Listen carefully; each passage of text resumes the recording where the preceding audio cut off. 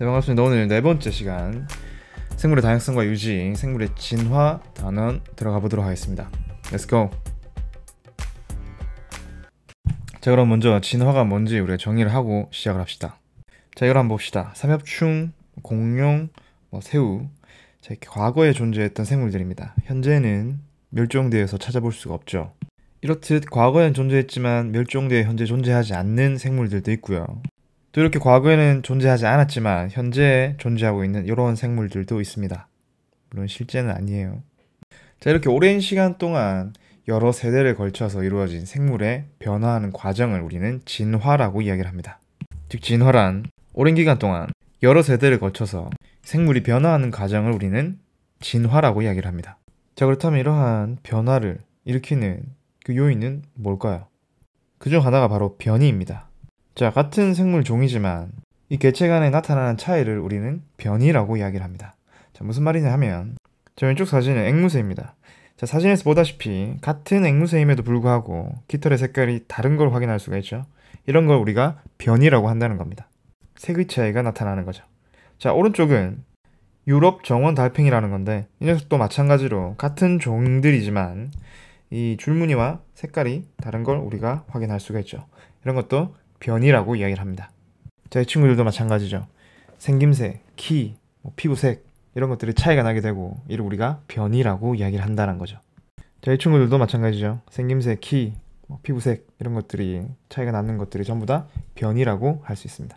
자, 그럼 다시 한 단계 더 들어가서, 그럼 이 변이는 과연 어떤 과정으로 나타나는 걸까요? 우리는 이를 두 가지로 한번 생각해 볼 수가 있고요. 자, 양들은 전부 다 흰색인데 갑자기 어느 날 검은 양이 태어나게 됩니다. 이 검은 양을 가지고 있던 이 검은 유전자는 그 누구에서부터 물려받은 것도 아니에요. 그냥 우연히 나타나게 된 거죠. 이러한 변이를 우리는 돌연히 나타났다 해서 돌연변이라고 이야기를 합니다.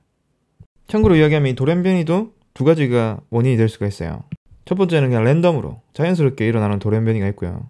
화학물질이나 이러한 방사선에 의해서 나타나는 경우도 있습니다.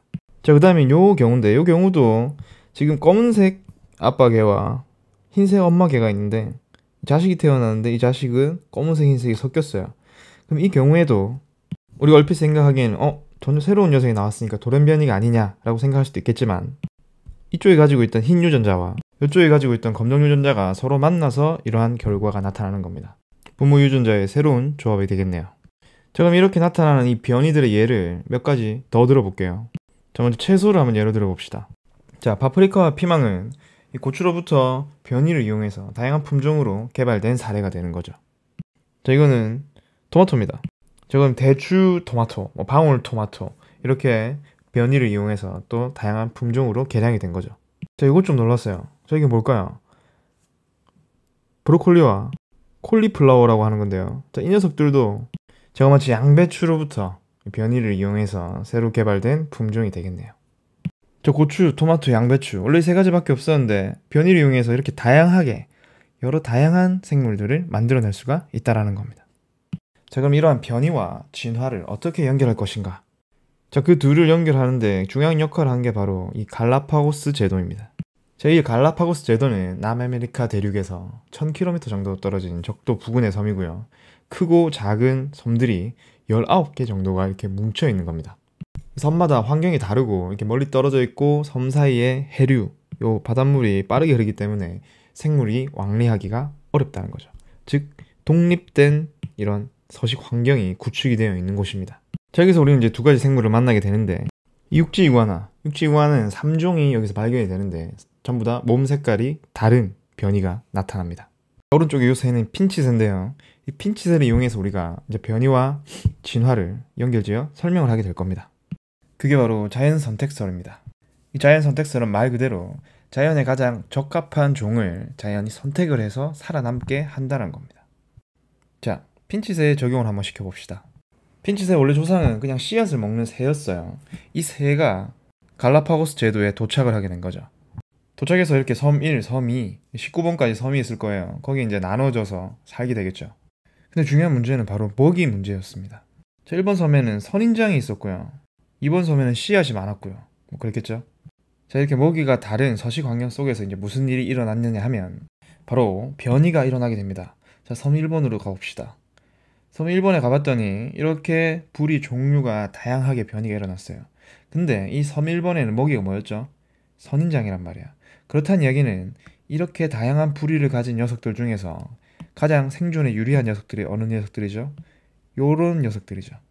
긴 부리를 가진 녀석들이 살아남기에 유리했단 말이지. 그러면 시간이 지나면 지날수록 이 섬 일본에는 요런 부리를 가진 녀석들만 살아남게 된다는 거죠.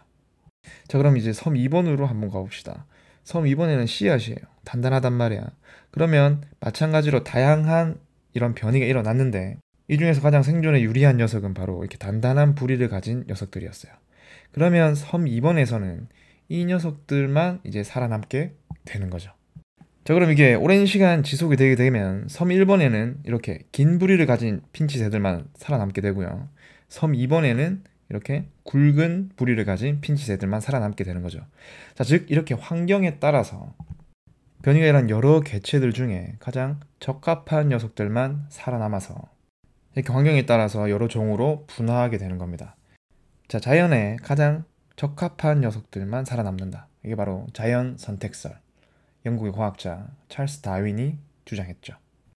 자, 오늘 수업은 여기까지입니다. 자, 시험 범위가 이제 여기까지가 될 것 같은데 그럼 시험 이후에 이런 것들을 좀 더 진화와 연결하여 정리하는 시간을 가져보도록 하겠습니다. 수고했습니다. Let it go.